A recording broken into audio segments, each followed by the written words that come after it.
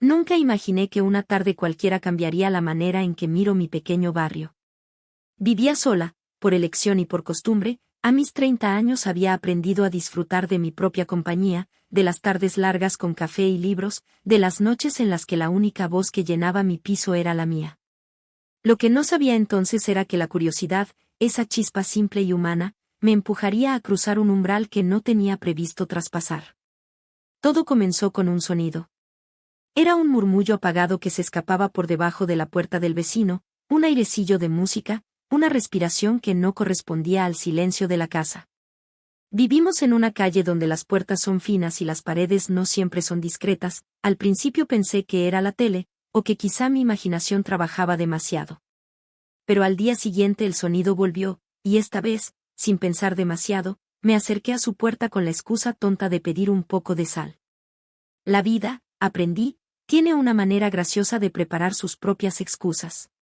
Él abrió antes de que pudiera llamar con los nudillos. Tenía una sonrisa tímida, perdida entre el pelo aún húmedo y una toalla enrollada en la cintura. No dije nada sobre la sal, ninguna palabra hubiera sido la correcta. Fue como si el leve gesto de su mano, invitándome a un paso atrás y luego a entrar, marcara un ritmo distinto en la tarde. En el baño, el vapor del agua dibujaba halos en el ambiente y, por un instante, todo se volvió borroso y cálido. No vi nada explícito, ni buscaba hacerlo. Lo que recuerdo es la honestidad de un instante, un hombre a solas, en su fragilidad y su rutina, un acto privado que revelaba más soledad que exhibicionismo. Salí por la puerta con el corazón golpeando en las sienes, pero también con una sensación extraña, como si hubiese descubierto una ventana a la intimidad ajena que, en vez de incomodarme, me invitaba a comprender. Caminé hacia mi casa por la acera polvorienta y me di cuenta de cuánto compartíamos sin saberlo, historias de desayunos apresurados, noches que se alargan sin compañía, pequeños hábitos que se convierten en refugio. Me sorprendió la ternura que sentí, una empatía que no esperaba por un vecino que hasta entonces apenas había intercambiado saludos. Esa noche no pude dormir pensando en lo ocurrido. No por el acto en sí, sino por la verdad desnuda que mostraba, que todos llevamos dentro rituales que nos sostienen y nos avergüenzan, pequeñas ceremonias privadas que rara vez compartimos. Sentí, además, un impulso nuevo. Quería hablar con él, no para reprochar ni para preguntar, sino para conocer la persona que se escondía tras la puerta de al lado. Al día siguiente lo encontré en el portal, con una bolsa de pan bajo el brazo.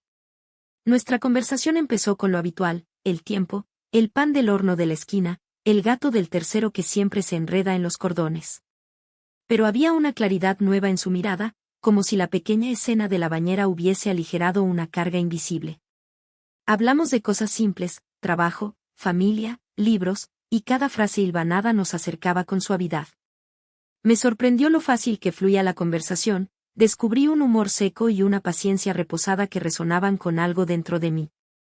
No éramos jóvenes adolescentes llenos de urgencia, éramos dos adultos que habían acumulado historias y que, con cierta cautela, estaban dispuestos a compartirlas. En la mesa de la cafetería del barrio, entre sorbo y sorbo, me contó sobre su trabajo de artesano, sus manos hechas a martillazos y a madera. Yo le hablé de mi afición por la jardinería en macetas y de cómo, en los fines de semana, me dedicaba a escribir pequeñas historias. No hubo prisa por tocar temas íntimos, pero sí una honestidad franca que crecía con cada anécdota. Lo que marcó una diferencia fue la sinceridad con la que hablamos del silencio que pesa en la soledad. Dijo algo que se quedó en mi cabeza: a veces confundo la soledad con estar ocupado. Me puse a llenar horas y olvidé vivir momentos. Aquellas palabras me llegaron en un punto sensible. Yo también había aprendido a llenar mis días con tareas y rutinas, creyendo que el ruido era sinónimo de plenitud. Su voz, baja y sin dramatismos, acarició un rincón que yo había cerrado por costumbre. Con el paso de las semanas, nuestras interacciones se convirtieron en un ritual no declarado. Nos encontrábamos por casualidad, pero la casualidad parecía cada vez menos azarosa. Un intercambio de recetas, una recomendación de música, la ayuda para colgar un estante, gestos pequeños con una carga de ternura contenida. Lo que comenzó como curiosidad dio paso a un reconocimiento cotidiano. Éramos dos personas cercanas, interesadas en la compañía del otro, pero aún inseguros sobre cómo nombrar lo que sentíamos. Una tarde de lluvia, mientras el cielo pegaba tonos grises y la ciudad olía a tierra mojada, me llamó por la ventana. Tenía una manta y 2 tazas de té, sin decir mucho, me invitó a su balcón. Allí, con la lluvia como telón, conversamos de cosas que rara vez se confían. Me habló de sus miedos a repetir errores del pasado y de cómo, en el silencio de la noche, a veces se sentía como un pasajero en la propia vida. Yo le hablé de mi miedo a depender de alguien, de perder mi independencia, y de las cicatrices que me habían enseñado a guardarme. Fue en ese diálogo donde comprendí que lo que nos unía no era solo la atracción superficial, sino una afinidad más profunda, la posibilidad de ser vulnerable sin juicio. Le confieso que sentirme aceptada en esa vulnerabilidad fue como descubrir un refugio hasta entonces desconocido. Había ternura en su modo de escuchar, en la manera en que sus ojos buscaban los míos sin prisa, como si midiera cada gesto antes de ofrecer su compañía. Conforme crecían nuestras charlas, también lo hacía la complicidad. Empezamos a compartir pequeños secretos, la canción que nos hace llorar, el rincón de la ciudad donde el atardecer se vuelve más bonito, el recuerdo de una infancia que aún huele a pan caliente. No hubo prisa por besar, por confesar deseos, todo avanzaba con la cadencia pausada de quienes saben que las prisas estropean lo que podría ser hermoso. En vez de impulsos descontrolados, construimos un vínculo tejido de miradas, de risas tímidas y de la comodidad de estar en silencio juntos. Me sorprendió la manera en que mi percepción de lo íntimo cambió. Antes, la intimidad me parecía algo exclusivamente físico, ahora entendía que la presencia compartida, la escucha atenta, podían ser igualmente íntimas.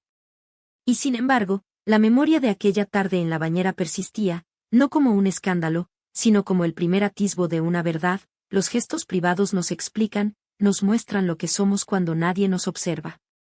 Verlo en ese momento me humanizó, me acercó a él de una forma que ninguna charla cotidiana habría logrado. Aún así, había fronteras que ninguno quería cruzar sin permiso. Respetamos esos límites con ternura, como quienes cuidan un jardín nuevo. Cada encuentro venía acompañado de una discreción natural, no éramos exhibicionistas ni buscábamos convertir cada gesto en un espectáculo. Más bien, celebrábamos la posibilidad de compartir lo cotidiano sin teatralidad, de ser compañía en la simple fauna de la vida diaria. Al terminar el mes, sentí que algo importante había empezado. No era un amor alocado ni una pasión desbocada, era una invitación a reconstruir la idea de pareja desde una calma que se me hacía novedosa. Me gustaba que las cosas sucedieran despacio, una mano que se rozaba al pasar, una invitación a cenar sin planes grandiosos, la presencia que llenaba un sillón y no lo dejaba vacío. Había, sobre todo, una sensación creciente de pertenencia, no a la otra persona por completo, sino a un territorio compartido que podíamos habitar con respeto. Esa primera etapa me dejó con un apetito nuevo por la vida. Empecé a mirar por la ventana con más atención, a escuchar los sonidos del barrio como si narraran una historia, y, sobre todo, a esperar con pequeña impaciencia la próxima vez que nuestras rutas se cruzaran. No quería forzar nada, solo quería seguir descubriendo. Y en el fondo, sabía que todo aquello, que parecía tan suave y cotidiano, guardaba la posibilidad de transformarse en algo más, en una relación que respetara nuestras individualidades y, al mismo tiempo, celebrara la compañía compartida. Cuando cierro los ojos ahora, recuerdo la escena de la bañera no con vergüenza ni con juicio, sino con gratitud, fue el hilo que inició una conversación y una conexión. Y aunque no sabía aún hacia dónde nos llevaría todo eso, estaba dispuesta a caminar sin mapas, con la curiosidad intacta y el deseo de llegar a conocer no solo lo que el otro mostraba, sino también lo que guardaba en silencio. Pasó el tiempo sin que nos diéramos cuenta. Lo que empezó con una visita casual por un poco de sal se convirtió en una historia que ninguno de los dos había planeado. Ya no éramos dos vecinos curiosos, sino dos personas que habían aprendido a acompañarse sin miedo. Una tarde de domingo, mientras compartíamos una comida sencilla en su cocina, me miró con esa calma que siempre lo caracterizaba y dijo, qué curioso, todo comenzó con un malentendido, y ahora no imagino mis días sin ti. Sonreí sin responder. No hacía falta. La complicidad que habíamos construido hablaba por sí sola. A veces pienso que el destino no siempre se anuncia con grandes señales. A veces llega disfrazado de rutina, de un gesto torpe o de una coincidencia absurda. Lo importante es tener el valor de mirar más allá del instante, de ver la humanidad que se esconde detrás de lo cotidiano. Ahora, cuando paso por su puerta, ya no escucho el silencio de antes. Escucho risas, conversaciones, el sonido de 2 tazas de café chocando con suavidad. Y pienso que, al final, aquella curiosa tarde no fue una casualidad, sino el comienzo de una historia sencilla, real, y profundamente nuestra.